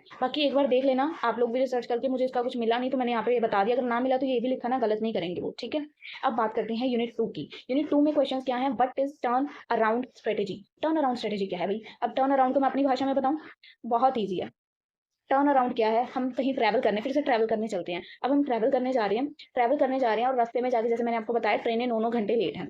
अब हम लोग 9 घंटे तो वहां वेट नहीं करेंगे। अब वहां हम वेट कर रहे हैं, 2 घंटे हमने वेट किया। एक और ट्रेन वहां से गुजरने वाली थी, उसकी अनाउंसमेंट हुई कि वो, पहले हम लोग ने जाना था कहीं और अब जो ट्रेन जा रही है ना, वो जा रही है वृंदावन, जो दूसरी आ रही है। तो हमने अब हमारा प्लान कर दिया जी चेंज, हमने हमारा यू टर्न, हमने बोला हम इस ट्रेन से उतरेंगे और उस ट्रेन में चढ़ जाएंगे। अभी तक अगर हम वेट करते तो हमारा मूड पूरा खराब, हम पूरा स्ट्रगल कर रहे थे ट्रेन में बैठे, और अब हमने अपने प्लान में शिफ्ट कर दिया, बैठे बैठे हमने ट्रेन में टिकटें करी, अपनी शिफ्ट वो वाली करी कैंसिल, वो वाली कराई बुक, और हम दूसरी ट्रेन में चढ़ गए। आई नो ये पॉसिबल नहीं है, जैसे मैं एग्जाम्पल के थ्रू आपको बता रही हूँ, मेरी इमेजिनरी दुनिया में पहुंच जाओ सब लोग। ठीक है, अब ये है टर्न अराउंड स्ट्रेटेजी, कि जब एक डूबती हुई कंपनी को कोई पानी का सहारा दे दे, बचा ले, किश्ती आ जाए, एक स्ट्रगलिंग कंपनी को जब बचाने का समय आता है, वो होता है टर्न अराउंड, टर्निंग स्टेज बोलते हैं जिसको, यू टर्न जहां से मारती है कोई भी चीज। रेस्क्यू प्लान, तो पहला पॉइंट पढ़ लो, turn around strategy is like a rescue plan for a struggling company. ठीक है जी, अब ये क्वेश्चन जो है ना 2023 और 2021 में है, ध्यान से पढ़ लो। ठीक है, अब it's a set of action taken to receive a company that facing financially, इसमें बहुत सारे एक्शंस इन्वॉल्व होते हैं जिसमें कंपनी जो भी फाइनेंशियल या ऑपरेशनल डिफिकल्टीज से जो भी जूझ रही है, उसको उस सिचुएशन से बाहर लाना, उसको वापस लॉस से भरी, जिस कंपनी में नुकसान ही नुकसान हो रहे हैं उसको वापस प्रॉफिटेबल बनाना। इसके लिए इसके अंदर बहुत से एक्शन होते हैं टर्न अराउंड स्ट्रेटेजी में, जो कंपनी को, जो कंपनी है जो लॉस पे लॉस खा रही है ना, उसको टर्न अराउंड कर देगी और पूरा, मतलब कंपनी शिफ्ट हो जाएगी, प्रॉफिटेबल हो जाएगी। ठीक है, इसकी सिंपल अप्रोचेस क्या है, अब यहाँ पे लिखी हुई है। पहली है असेसमेंट, पहला स्टेप क्या है कि हम लोग असेस करेंगे कि कंपनी की करंट सिचुएशन क्या है। इसके अंदर हम लोग उसका पूरा आइडेंटिफाई करेंगे, जो भी प्रॉब्लम्स की वजह है, जो भी उसके फाइनेंशियल इशू है, सब कुछ हम लोग उसको पहले चेक करेंगे कि कंपनी की करंट सिचुएशन क्या है। सेकंड, हम उसको स्टेबलाइजेशन करेंगे, यानी कि once the problem is identify, पहले हमने एक प्रॉब्लम को आइडेंटिफाई कर लिया, अब हमारा फोकस शिफ्ट हो जाएगा स्टेबलाइज करने में, यानी कि जो कंपनी के ऑपरेशंस है, अब जो कंपनी जब लॉस में ही चल रही है तो उथल पुथल तो कंपनी में मची होगी, तो उसको स्टेबल करना, कंपनी को मतलब एकदम कहना कि रिलैक्स हो जाओ, स्टेबलाइज हो जाओ। कुछ कर रहे हैं हम लोग, कुछ ना कुछ करेंगे, बाहर निकालेंगे इस सिचुएशन से। सो दिस में इन्वॉल्व, इसके अंदर स्टेबलाइजेशन में क्या इन्वॉल्व होगा कि हम लोग कोस्ट कटिंग मेजर्स का यूज करेंगे, जैसे कि अपने खर्चे कम कर देंगे, रेनोवेशन करेंगे, कॉन्ट्रैक्ट्स को सेल ऑफ करेंगे, नॉन कोर एसेट्स को जो जरूरी नहीं है, इंप्रूव करेंगे अपने कैश फ्लो को, मतलब स्टेबलाइज करने की कोशिश करेंगे कि जितना लॉस को कवर कर पाए, रिलैक्स कर पाए, कि कंपनी को मतलब जितना, कि कंपनी कैसे रिलैक्स होगी, जैसे जैसे उसके लॉसेस कम होंगे। तो रिलैक्स करना, उसको स्टेबल सिचुएशन पे लाने की कोशिश करना। अब हमने ये भी कर ली। थर्ड, हम लोग करेंगे strategic repositioning. Next, the company need to redefine. अब कंपनी को उसकी स्ट्रेटेजी को रीडिफाइन करना है टू असेस द अंडरलाइन जो भी उसके इशू है या position it self future success के लिए। सो इसके लिए ये खुद को रीब्रांड भी कर सकती है, नई मार्केट में भी एंटर कर सकती है, नए प्रोडक्ट्स को भी कुछ भी कर सकती है, ठीक है। अब नेक्स्ट क्या है, वो ऑपरेशनल इंप्रूवमेंट करेगी to improve efficiency and productivity. Company में नीड टू स्ट्रीमलाइज प्रोसेस, तो इसके अंदर quality control, investment in technology and training और इंप्लीमेंट अदर ऑपरेशनल चेंजेस सब कुछ इंक्लूड है। तो गाइस अब आप लोग ध्यान से देखो, जो इसके अप्रोचेस हैं टर्न अराउंड स्ट्रेटेजी के, पहले हमने सिचुएशन को फाइंड आउट किया कि क्या है, देन हमने उसको स्टेबलाइज करने की कोशिश की कि स्टेबल हो जाए, देन हमने स्ट्रेटेजी दोबारा बनाई, नई स्ट्रेटेजी बनाई। अब हम लोग ऑपरेशंस में उसके इंप्रूव करेंगे। अब हम उसका फाइनेंशियल रीस्ट्रक्चर बनाएंगे। अब कंपनी को फाइनेंशियल डिफिकल्टीज आ रही हैं, जैसे डेट वगैरह, तो हम लोग उसको फाइनेंशियली स्ट्रेंथ करने के लिए उसका फाइनेंशियल रीस्ट्रक्चरिंग करेंगे। फाइनेंशियल रीस्ट्रक्चर मतलब अपने फाइनेंशियल, अगर उसको फाइनेंशियल डिफिकल्टीज को फेस करना पड़ रहा है तो उसको फाइनेंशियली भी खुद को रीस्ट्रक्चर करना पड़ेगा। सिर्फ उसको लीडरशिप और कल्चर को भी देखना पड़ेगा, यानी कि strong leadership and position company culture are essential for a successful turn around. So this company में need to change leadership, rearrange करना अपने एम्प्लॉयज को, foster a culture of accountability, तो सब कुछ। नेक्स्ट क्या अप्रोच है, communicate and stakeholder management. Open और ट्रांसपेरेंट कम्युनिकेशन होनी चाहिए एम्प्लॉयज के साथ, क्योंकि कंपनी को टर्न अराउंड करना है, कंपनी लॉसेस खा रही है, कंपनी की सिचुएशन बहुत डेंजरस हो चुकी है, खतरनाक है। तो इस स्ट्रेटेजी अप्रोच के अंदर कंपनी क्या करेगी, सबके साथ ओपन एंड ट्रांसपेरेंट रहेगी कि क्या सिचुएशन है, कस्टमर, सप्लायर, स्टेक होल्डर सबके साथ, क्योंकि टर्न अराउंड हो रही है तो सबको पता होना चाहिए कि क्या चेंजेस हो रहे हैं, सबके पैसे लगे हैं, सबकी तनख्वाह रुकी है, ठीक है। सो बिल्ड करना ट्रस्ट और सपोर्ट को मेंटेन करना, क्योंकि स्टेक होल्डर ने अगर हाथ पीछे खींचा तो कंपनी खड़ी खड़ी गिर जाएगी, ठीक है जी। अब नेक्स्ट क्वेश्चन क्या है, हाईलाइट करो the role of strategy in proving ethical climate in an organization. Question देख लो कितनी बार रिपीट हुआ है, तो आपको रोल बताना है स्ट्रेटेजीज का कि एथिकल क्लाइमेट में क्या रोल है। Think of strategies like a playbook for an sport team. Strategies क्या है, क्वेश्चन ध्यान से पढ़ो, आपको रोल बताना है स्ट्रेटेजीज का क्या रोल है, स्ट्रेटेजीज क्या काम करती है। स्ट्रेटेजीज एक आपकी रूल बुक है जो आपको बताएगी कि आप लोग ये कर सकते हो, अब आपकी लाइफ में ये प्रॉब्लम आई, अब आप इसको सॉल्व ऐसे कर सकते हो, तो ये आपको गाइड करेगी कि आपको क्या करना चाहिए, कैसे बिहेव करना चाहिए। It's the workplace. Strategies play a huge role in creating ethical climate. अगर मेरी कंपनी है एक, अगर मैंने उसमें रूल नहीं बनाए, एम्प्लॉयज आ रहे हैं एक दूसरे के साथ गाली गलौज कर रहे हैं, तो क्या क्या उस कंपनी की एथिक्स क्या है, क्या उस कंपनी का ट्रेडिशन क्या है। अगर मैंने अपनी एक कंपनी खोली, मैंने रूल रखा कि जो भी कंपनी में आएगा, वर्क करेगा, वो फॉर्मल पहन के आएगा, कोई भी अपने तरीके नहीं किया, तो यूनिफॉर्म रख दी, तो ये क्या है, ये कुछ कंपनी के एथिकल क्लाइमेट्स हैं, कुछ रूल्स हैं, कुछ स्ट्रेटेजीज बनाई हैं कंपनी ने। अब स्ट्रेटेजीज कैसे प्रमोट होती हैं एथिकल क्लाइमेट्स को, जैसे कि क्लियर एक्सपेक्टेशन, पहले ही सबको बता देना कि हमारी आपसे क्या एक्सपेक्टेशंस हैं, क्लियर रूल्स क्या है, क्लियर एक्सपेक्टेशन कि आपको वर्क प्लेस पे कैसे बिहेव करना है, सबको सब कुछ सही सही बताया होना चाहिए क्लियरली, कि हम आपसे क्या एक्सपेक्ट करते हैं। हम ये एक्सपेक्ट करते हैं कि आप यूनिफॉर्म में आएंगे, हम ये एक्सपेक्ट करते हैं कि आप गाली गलौज नहीं करेंगे, ये हमारे एथिकल क्लाइमेट्स हैं, तो हम इसको कैसे प्रमोट कर सकते हैं इन्हीं थ्रू। सेकंड, हम उनको ट्रेनिंग एंड एजुकेशन देंगे, उनको बताएंगे, उनको एग्जाम्पल्स के थ्रू लीड करेंगे। लीडर्स फॉलो करेंगे एथिकल स्ट्रेटेजीज को, तो ये कहीं ना कहीं एक अच्छी एग्जाम्पल सेट होगी उनके एम्प्लॉयज के लिए कि हमारा कैप्टन फॉलो कर रहा है तो हम भी फॉलो करेंगे। Fourth, accountability. अगर किसी ने किसी काम को किया तो वही उसके लिए अकाउंटेबल यानी कि रिस्पॉन्सिबल होगा, तो वही लिखा हुआ है। अगर कोई रूल ब्रेक करेगा तो वही उसके लिए मतलब सजा लेगा। फिफ्थ, कम्युनिकेशन ओपन होनी चाहिए, कंटिन्यूस में इंप्रूवमेंट होती रहनी चाहिए। तो बिल्कुल बेसिक पॉइंट्स हैं, आप इजीली गप में लिख सकते हो। अब नेक्स्ट क्वेश्चन क्या है कि इंटीग्रेशन क्या है। ये भी क्वेश्चन 2022-2021 में आया है। फॉरवर्ड इंटीग्रेशन क्या होती है, बैकवर्ड इंटीग्रेशन क्या होती है, इसके टाइप्स। पहली बार जो पेपर में आपको बोल दिया, अब मैं देखो सोचो कि मैंने आपको ना अभी क्वेश्चन करवाया कि इंटीग्रेशन क्या है और इसके फॉरवर्ड और बैकवर्ड इंटीग्रेशन बताओ, मैं लिख के दे सकती हूँ। अगर पेपर में आपको आ गया ना इंटीग्रेशन और उसके टाइप, आप लोग बोलोगे दीदी ने टाइप्स कराई ही नहीं। मैं एक बार बताऊँ टाइप्स पता क्या है, टाइप इसके दो टाइप होते हैं, फॉरवर्ड और बैकवर्ड। इसके इंटीग्रेशन के दो टाइप्स होते हैं, फॉरवर्ड और बैकवर्ड। अगर हम फॉरवर्ड और बैकवर्ड कर लेते हैं तो हमने, अगर क्वेश्चन आया फॉरवर्ड बैकवर्ड, वो भी लिख लेना है। अगर टाइप्स वाला क्वेश्चन आया तो वो उसमें भी यही लिखना है। तो कंफ्यूज मत हो जाना कि टाइप्स तो दीदी ने कराई नहीं, सेम है।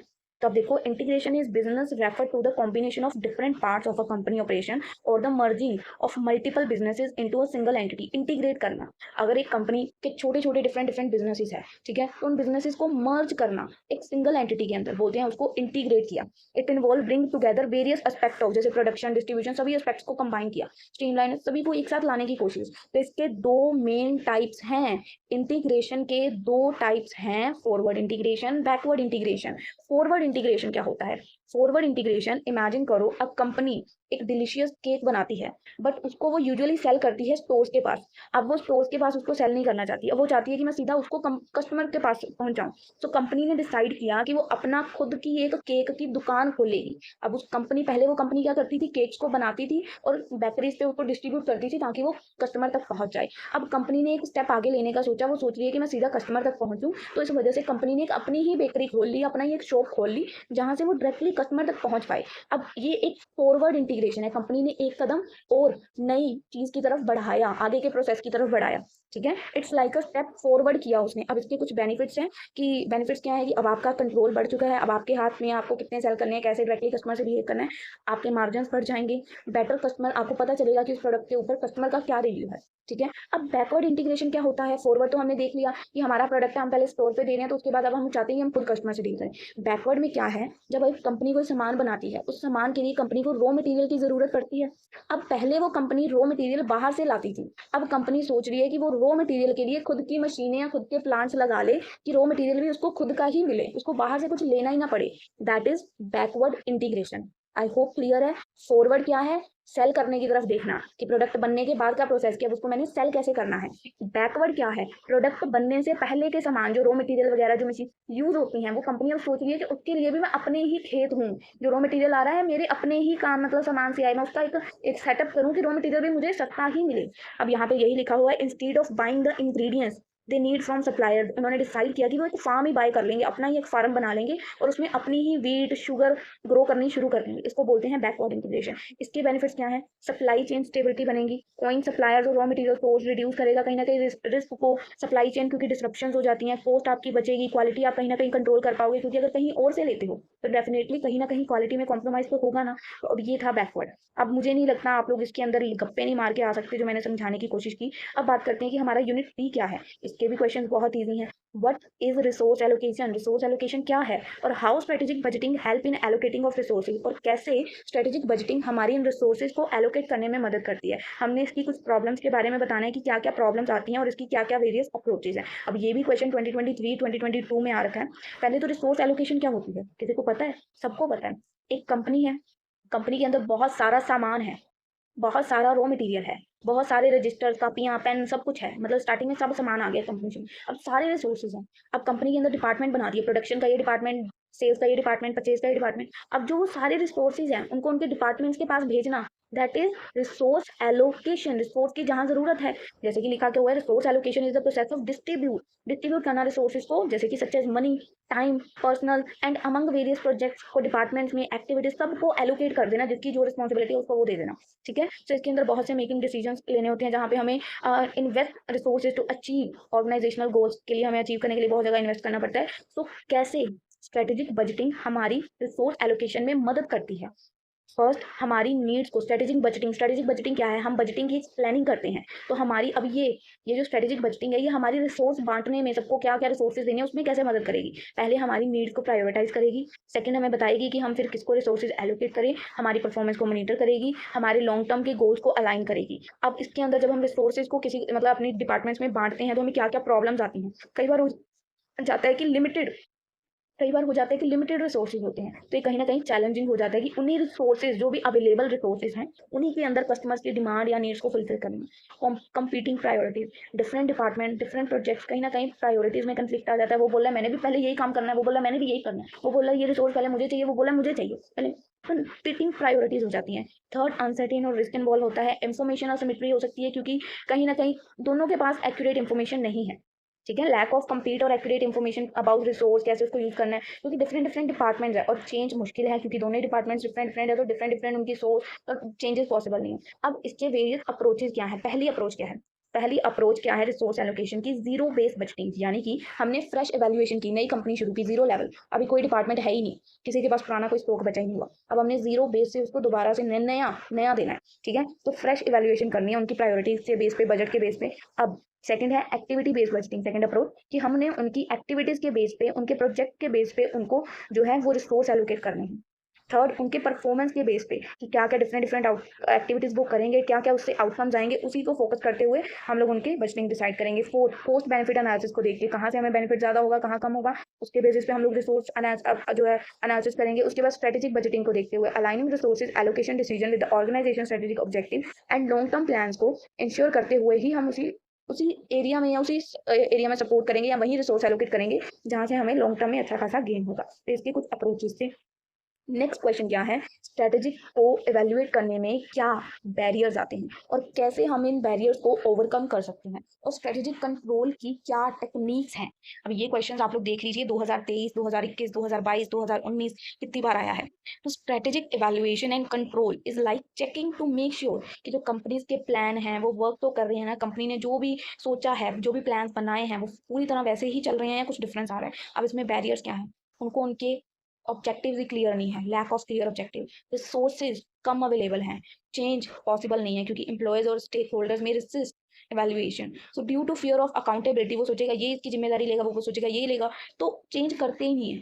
फोर्थ कम्प्लेक्सिटी ऑफ मैट्रिक्स, कहीं ना कहीं मुश्किलें आती हैं। इंडिकेट डाटा एंड इन्फॉर्मेशन, उनके पास एक्यूरेट इन्फॉर्मेशन डाटा ही नहीं टाइम पे अवेलेबल होता, तो ये भी कहीं ना कहीं चैलेंजिंग हो जाता है। और शॉर्ट टर्म फोकस होता है इनका मेनली, जबकि लॉन्ग टर्म पे फोकस करना चाहिए। शॉर्ट टर्म के रिजल्ट्स का कोई खास बेनिफिट्स नहीं है। अब हम इनके जो भी प्रॉब्लम्स हैं उनको खत्म या कम कैसे कर सकते हैं, पहले तो हमें सबको क्लियरली ट्रांसपेरेंट बता देना चाहिए कि हमारा ये क्लियर ऑब्जेक्टिव है, हमारा ये गोल है। एलोकेट सफिशिएंट, जहां जितनी जरूरत है खुद सफिशिएंटली रिसोर्सेज को एलोकेट कर देना चाहिए। जो भी उसके बेनिफिट्स होंगे क्लियरली ओपनली कम्युनिकेट करेंगे। सिंपली जो भी उसके मैट्रिक्स होंगे उनको सिंप्लीफाई कर देंगे, उनको स्ट्रेट फॉरवर्ड बता देंगे कि ये इसका मेथड है, ये इसका अंडरस्टैंड कर लो। Use straightforward and easily understandable performance metrics, जिसको सब समझ पाएं कंपनी के क्या ऑब्जेक्टिव हैं और बिना वजह की जो भी अननेसेसरी कॉम्प्लेक्सिटीज आ सकती हैं उसको हम अवॉइड कर पाएं।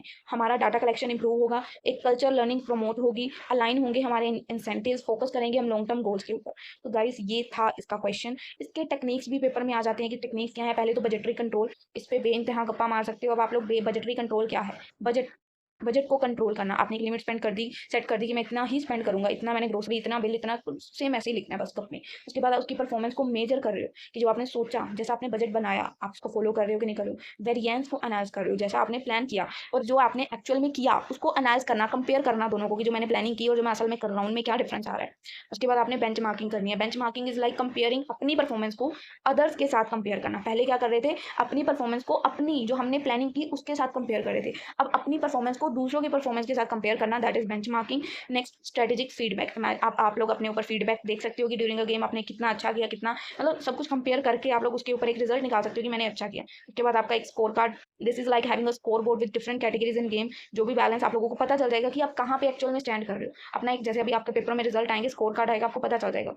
Next strategic meetings and review, सबका रिव्यू लेना कि ये कैसा है, स्ट्रेटेजी कैसी है, उनकी मीटिंग करना आफ्टर अ गेम, उसको डिस्कस करना सबके साथ कि क्या क्या उनको इंप्रूवमेंट्स लगती हैं कि इसमें करनी चाहिए। सबका रिव्यू लेना इसके ऊपर कि अगर किसी का कोई भी पॉइंट ऑफ व्यू है तो वो अपना पॉइंट ऑफ व्यू हमारे सामने पेश करे। अब नेक्स्ट क्वेश्चन क्या है, ये भी बहुत इंपॉर्टेंट क्वेश्चन है कि क्या there is a close relationship between strategy formulation and strategy implementation. Do you agree, क्या आप इस चीज से एग्री करते हैं? एक्सप्लेन करें इसी को इस एग्जाम्पल के साथ। तो कितनी बार एग्जाम में आया, 2023, 2022, 2020। So absolutely there is a close relationship between strategy formulation and implementation. अब मैं आपको अपनी लैंग्वेज में अगर बताऊं स्ट्रेटेजी फॉर्मुलेशन क्या है और इम्प्लीमेंटेशन क्या है, बहुत ईजी है। हम लोग अभी तक ट्रैवलिंग ट्रैवलिंग ट्रैवलिंग ऊपर से करते आ रहे हैं। तो स्ट्रेटेजी फॉर्मुलेशन क्या है, टूर पे जाने से पहले स्ट्रेटेजी बनाना, प्लानिंग करना कि हम ये करेंगे, और स्ट्रेटेजी इंप्लीमेंट करना, एक्चुअल में वहां जाके घूमने जब गए वहां जाके वो चीजें इंप्लीमेंट करनी, that is strategy implementation. I hope it's clear. अब आपको इजीली क्लियर हो जाएगा कि नीचे क्या है। पहले स्ट्रेटेजी फॉर्मुलेट, प्लानिंग कर रहे हैं, प्लान द ट्रिप, उसकी एग्जांपल देखो, ट्रिप की दी हुई है यहाँ पे। अब स्ट्रेटेजी इंप्लीमेंटेशन में क्या है कि हम ट्रिप पे जा रहे हैं, गोइंग ऑन द ट्रिप, इसकी एग्जांपल्स दे रखी है। अब इन दोनों के बीच में रिलेशनशिप क्या है, alignment, just as the detail of the trip should align with the travel plans, यानी कि जो हमारी डिटेल्स हैं जो हमने ट्रिप का डिसाइड किया वो हमारे प्लान्स के साथ मैच करनी चाहिए। Strategy implementation should align with the goals. जब वो हमारी स्ट्रेटजी इंप्लीमेंटेशन है वो हमारे गोल्स के साथ अलाइन करनी चाहिए with the goals and strategy formulate during planning stage. कि अगर हम कोई इम्पॉसिबल चीज़ ही सोच के बैठ गए हैं कि हम वहाँ जाके ये करेंगे, क्या वो पॉसिबल, जब वो है ही इम्पॉसिबल है तो उसको आप पॉसिबल कैसे कर सकते हो। तो अलाइनमेंट होनी चाहिए कि जो आप प्लान कर रहे हो वो एक्चुअल में इंप्लीमेंट भी हो पाए।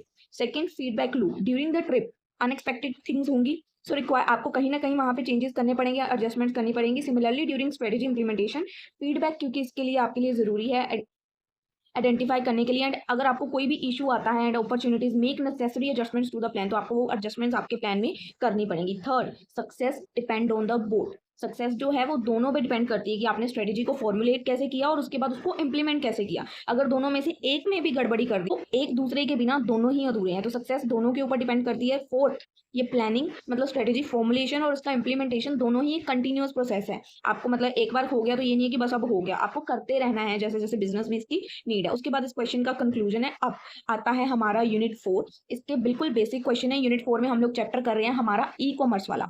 ई कॉमर्स के क्या क्या स्ट्रेटेजीज हैं, क्या इसके वो मेथड्स हैं, ये सब कुछ आपको बताना है। तो बहुत बार आपने किया है। ई कॉमर्स क्या होता है? ई कॉमर्स वो है जो आप लोग ऑनलाइन शॉपिंग वगैरह करते हो ना, कुछ भी किसी भी एप्लीकेशन से, अमेजोन वगैरह से, तो वो है ई कॉमर्स। उसके स्ट्रेटेजी टेक्निक्स ऑनलाइन बिजनेस पे लिखना है, ठीक है जी। What are the various forces, ऐसे कौन से फोर्सेज हैं, कैसे कौन से टूल्स हैं जो ई कॉमर्स को फ्यूल देने का काम करते हैं, ठीक है। टूडेज वर्ल्ड ऑल्सो हाईलाइट करनी है impact of e commerce on organization. पहले तो कौन से ऐसे टूल्स हैं जो ई कॉमर्स को फ्यूल देते हैं? पहले तो फोन, सबके हाथों में टेक्नोलॉजी का होना कहीं ना कहीं ई कॉमर्स के आग में घी डालने का काम करता है। सेकंड, कन्वीनियंस हो गई है, सबको कोई भी कभी भी कहीं भी किसी भी जगह से कुछ भी ऑर्डर कर सकता है। वाइड वैरायटी ऑफ प्रोडक्ट्स हैं ऑनलाइन ई कॉमर्स में, आपको इतनी वास्ट वैरायटी मिलेगी कि आप मतलब कोई भी प्रोडक्ट ले सकते हो। कॉस्ट सेविंग है, कहीं ना कहीं ऑनलाइन आपको अच्छी डील्स मिल जाती हैं, सस्ते प्रोडक्ट्स मिल जाते हैं। फिर पर्सनलाइजेशन, ई कॉमर्स प्लेटफॉर्म जो हैं वो डाटा को एनालिसिस करके उसी के अकॉर्डिंग शॉपिंग एक्सपीरियंसेस जो भी कस्टमर्स का ऑफर आगे करते हैं, प्रोडक्ट्स उसी के अकॉर्डिंग आगे आपको रेकमेंड कर। अब गाइस इसके अंदर नेक्स्ट टॉपिक क्या है कि ई कॉमर्स का क्या इम्पैक्ट पड़ता है एक ऑर्गेनाइजेशन के ऊपर। इम्पैक्ट क्या है? Global reach. E commerce enable business to reach to global audience, break down करता है ज्योग्राफिकल बैरियर्स और अपने बिजनेस को एक्सपैंड करता है। इसमें कॉस्ट एफिशिएंसी होती है, डाटा इंसाइट्स आप लोग देख सकते हो, कॉम्पिटिटिव एडवांटेज मिलती है, आप नए नए चेंजेस को अडेप्ट कर सकते हो। बिल्कुल बेसिक लिखा हुआ है कि ई कॉमर्स का इम्पैक्ट क्या पड़ा, कि इसने आपके बिजनेस को ग्लोबली, अगर पहले आपका बिजनेस जो ट्रेडिशनल वे में था आप सिर्फ एक लोकल मार्केट तक ही उसको डिस्ट्रीब्यूट कर सकते थे, बट आज के टाइम पे ग्लोबल ई कॉमर्स के आने से अब आप बाहर देशों विदेशों में अपना सामान डिस्ट्रीब्यूट कर सकते हो। तो इम्पैक्ट क्या पड़ा कि आप ग्लोबली आपके प्रोडक्ट्स, आपका नाम, आपकी पहचान हो पा रही है। अगर मैं अपने घर पे बैठ के वीडियोस बना रही हूँ तो मेरी वीडियो सिर्फ लुधियाना के बच्चे ही नहीं, लुधियाना, चंडीगढ़, पता नहीं कहाँ से बच्चों के कमेंट्स आते हैं कि मैं किस शहर से बिलोंग करता हूँ। तो अभी इस वीडियो के नीचे आप सबके लिए एक टास्क है, कमेंट करके बताना कि आपकी सिटी कौन सी है। हम लोग देखेंगे कहाँ के बच्चे हैं। चलो एक टास्क करते हैं, ठीक है। अब इसके अंदर उसकी अडेप्टेबिलिटी क्या है, बिल्कुल बेसिक क्वेश्चन है। ई कॉमर्स का आप गप्पे लिखाओगे। अब पेपर में आता है कि ई कॉमर्स मॉडल्स और स्ट्रेटेजीज क्या हैं। अगर आपको पेपर में ई कॉमर्स सिंपल मॉडल पूछे तब भी आपने यही लिखने हैं, B2B B2C, ठीक है। और अगर आपको पेपर में पूछे ई कॉमर्स बिजनेस मॉडल क्या है, तब भी सिंपल मॉडल ही लिखने हैं, क्वेश्चन में कंफ्यूज ना हो, ठीक है। ई कॉमर्स के मॉडल्स कौन से हैं? बिजनेस टू कस्टमर, ये अकेला बिजनेस टू कस्टमर 2022 में भी आया हुआ है। So this is when businesses sell product और सर्विसेज डायरेक्टली टू कस्टमर। अब आपको प्लस टू से ये पढ़ा है कि बिजनेस टू कस्टमर क्या होता है, इसमें मुझे आपको कुछ भी बताने की जरूरत नहीं है। देखो एक्सप्लेन किया है, इसके कैरेक्टरिस्टिक्स क्या है। आप डायरेक्टली सेल कर सकते हो, आपकी वाइड रीच होती है, इंडिविजुअल ट्रांजेक्शन देख सकते हो, आप फोकस कर सकते हो यूजर के एक्सपीरियंस पे। मार्केटिंग टू मासेज, यानी कि companies use various marketing techniques कि इंडिविजुअल शॉपर्स को अट्रैक्ट करने के लिए एड्स देती हैं, डिस्काउंट देती हैं, पर्सनल रिकमेंडेशन करती हैं। तो आप इसके बेनिफिट्स वगैरह लिखोगे। उसके बाद बिजनेस टू बिजनेस, ये भी 2022 में आपको क्वेश्चन आया, business to customer and business to business को एक्सप्लेन करो 15 मार्क्स में। तो आप गप्पे कितनी मारोगे ये आपके ऊपर है, बट आप एक्सप्लेन कराना, ये ना हो एक एक पेज भर के आ जाओ। तो इस मॉडल का भी आपको पता है कि बिजनेसेस के साथ डील करते हैं इसके अंदर, ठीक है जी। अब ये भी बहुत इजी लिखा हुआ है, आप लोग इजीली रीड करें। इसका कैरेक्टरिस्टिक्स क्या है कि अब बिजनेस के साथ डील कर रहा है तो ऑब्वियसली बल्क में ऑर्डर्स होंगे, टारगेट ऑडियंस कौन होगी, बिजनेसमैन होंगे, रिलेशनशिप बिल्ड होगा बिजनेसमैन के साथ, कस्टमाइज प्राइस होंगे, स्ट्रीमलाइन प्रोसेसेस होंगे, यानी कि online platform make it easier for businesses to find what they need quickly and effectively. उसके बाद इसका नेक्स्ट मॉडल है customer to customer, customer directly customer के साथ, जो कहते हैं ना सेकंड हैंड प्रोडक्ट्स वगैरह भी सेल होते हैं, ठीक है। तो ये भी काम का मॉडल है एक हमारा ई कॉमर्स का। उसके बाद कस्टमर टू बिजनेस, कुछ कस्टमर्स अपने प्रोडक्ट को बना के बिजनेसेस को आगे ऑफर करती हैं कि हमने न्यू प्रोडक्ट लॉन्च किया है, आप इसको एक बार ट्राई करें। और कुछ लोग अपनी फ्रीलांसिंग सर्विसेज आगे प्रोवाइड करते हैं, जैसे अपवर्क, फाइवर वगैरह पे ये काम होते हैं। So customer to business. Next business to government. Business to government इस मॉडल के अंदर क्या इंक्लूड होता है कि कुछ सर्विसेज हम लोग गवर्नमेंट को भी प्रोवाइड करते हैं, जैसे कि अगर कोई सॉफ्टवेयर इंजीनियर है तो गवर्नमेंट को अगर कोई सॉफ्टवेयर इंजीनियर की नीड है, कोई बिजनेसमैन है तो उसने अपना सॉफ्टवेयर इंजीनियर उनके पास भेजा, तो कुछ सर्विसेज गवर्नमेंट को भी मिलती हैं। तो ई कॉमर्स मॉडल के तो ई कॉमर्स के ये कुछ मॉडल्स हैं। अब ई कॉमर्स की स्ट्रेटेजीज क्या है? यूजर एक्सपीरियंस डिजाइन स्ट्रेटेजीज क्या है कि यूजर यानी कि create a user friendly website, ठीक है, जिसको हर कोई आराम से यूज कर पाए। मोबाइल ऑप्टिमाइजेशन, हर वेबसाइट का एक मोबाइल ऐप होना चाहिए जो इजीली हर कोई यूज कर पाए। सर्च इंजन ऑप्टिमाइजेशन होना चाहिए, ऑप्टिमाइज मतलब website content structure improve visibility. Search engine जैसे गूगल है ना, वैसे कुछ होना चाहिए कि हर कोई जिसको जो चाहिए वो वहां पे सर्च करे जाके और उसको इजीली मिल जाए। Social media marketing, content marketing, तो इन पॉइंट्स के अंदर मुझे नहीं लगता आपको कुछ समझाने की जरूरत है। कस्टमर सर्विसेज इजीली गप्पे मारोगे आप। सप्लाई चेन मैनेजमेंट, कस्टमर का रिटेंशन गेन करना। अब नेक्स्ट क्वेश्चन क्या है कि ई कॉमर्स के रास्ते में पिटफॉल्स यानी कि प्रॉब्लम्स क्या आई? Pitfalls in the way of e commerce in India, क्या प्रॉब्लम्स आई? देखो नाम चेंज करके कंफ्यूज कर रहे हैं। पिटफॉल्स होती है प्रॉब्लम। लिमिटेड इंफ्रास्ट्रक्चर है सबके पास। जो जब ई कॉमर्स आया था सब फोनों में इंटरनेट नहीं होता था, हर कोई इंटरनेट इलेक्ट्रिसिटी होते ही नहीं थे बहुत कम एरियाज में, ठीक है। डिलीवरी डिफिकल्टीज आती थी। पेमेंट प्रेफरेंसेस, लोग कहते थे हमने ऑनलाइन नहीं करनी, हम कैश ऑन पे डिलीवरी करेंगे। हम कैश जब हमारे हाथ में सामान आएगा तभी देंगे, है ना। लोग डिजिटल पेमेंट को प्रेफर ही नहीं करते थे। लैंग्वेज और कल्चर में डिफिकल्टीज, बैरियर्स आ गए थे क्योंकि अलग अलग हैं। ट्रस्ट इश्यूज थे, अननोन बंदे पे हम ट्रस्ट नहीं कर सकते। रेगुलेटरी हर्डल्स थे, यानी कि जो रूल्स और रेगुलेशंस बने हुए हैं कि फॉलो करने ही करने हैं, वो भी कहीं ना कहीं प्रॉब्लम्स क्रिएट कर रहे थे। कॉम्पिटिशन विद ट्रेडिशनल रिटेल, क्योंकि अब अगर हमें कोई ऑनलाइन चीज़ मंगानी है तो क्या होता था कि अगर हमारी गली के बाहर ही उस चीज़ की शॉप है, हम कहेंगे क्यों ऑनलाइन मंगानी है, अगर गलत आ गई तो कहीं ना कहीं रिटेल शॉप या ट्रेडिशनल रिटेल शॉप्स, इसके लिए कंपटीशन है। हर गली नुक्कड़ के बाहर आज के टाइम पे एक दुकान खुली हुई है, लोग सामान बेच रहे हैं, तो लोग सोचते हैं कि देख के ले आते हैं ऑनलाइन मंगवाने से अच्छा। उसके बाद लास्ट माइल डिलीवरी इंश्योर करते हैं कि डिलीवरी कस्टमर के पास स्मूथली हो जाए, specially in the congested urban areas. So ये भी कहीं ना कहीं इनके लिए एक प्रॉब्लम है कि अर्बन एरियाज में जाके जिस टाइम पे आधी रात को भी ऑर्डर आ रहा है तो उनको डिलीवर करना पड़ेगा। सो ये कहीं ना कहीं टफ हो जाता है। अब इसके कुछ आपको सक्सेस के फैक्टर्स बताने। तो अब गाइस नेक्स्ट क्वेश्चन क्या है कि आपको इसकी की सक्सेस के फैक्टर्स बताने हैं ई कॉमर्स के अंदर कि सक्सेस के इसके रीजंस क्या हैं। पहले तो इसका यूजर फ्रेंडली होना कहीं ना कहीं इसकी सक्सेस का कारण है। क्वालिटी प्रोडक्ट्स प्रोवाइड करना इसकी सक्सेस का कारण है। स्मूथ चेकआउट प्रोसीजर, अगर हमने कोई प्रोडक्ट देखना है उसकी क्या क्वालिटी है, क्या कस्टमर का रिव्यू है, तो हम स्मूथली चेकआउट कर सकते हैं। फास्ट एंड रिलेबल डिलीवरी होती है। एक्सीलेंस, कस्टमर को सर्विसेज जो दी जाती हैं वो एक्सीलेंट होती हैं। इफेक्टिव मार्केटिंग, ये सारे पॉइंट्स कहीं ना कहीं इसकी सक्सेस के मेन फैक्टर्स हैं। अगर कोई भी e commerce platform user friendly नहीं होगा, उसको ऑन करते ही आपको चलाना ही नहीं आएगा, तो आप एक सेकंड के अंदर उसको बंद कर दोगे। तो ये सभी कहीं ना कहीं उसकी सक्सेस में एक बड़ा रोल प्ले करती हैं। So that's all about today's video. I hope आप लोगों को जो मैंने ये क्वेश्चंस करवाए हैं इजीली समझ आए हैं। कुछ भी डाउट है आप लोग इंस्टा पे मुझे मैसेज करें। वीडियो छोड़ के अभी जाइएगा मत। जिन्होंने पूरी बात नहीं सुनी मुझे ब्लेम ना करें।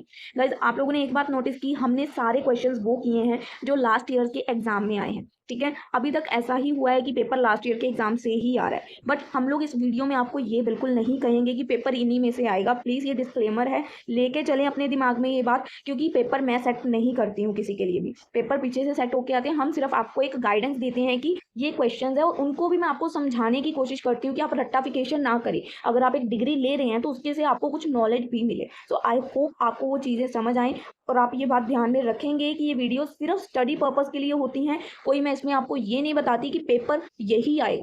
पेपर मुझे नहीं पता होता एग्जैक्टली, मेरी कोई ऊपर तक इतनी जान पहचान नहीं है। आपकी तरह मैं भी एक नॉर्मल स्टूडेंट हूँ। सो आई होप आप लोग इस बात को अंडरस्टूड करेंगे। So that's all about today's video. I hope आप लोग थोड़ा सा सपोर्ट करेंगे और थोड़ा सा बातों को समझेंगे, क्योंकि कुछ बातें लॉजिकल हैं और उनका होना भी सही है।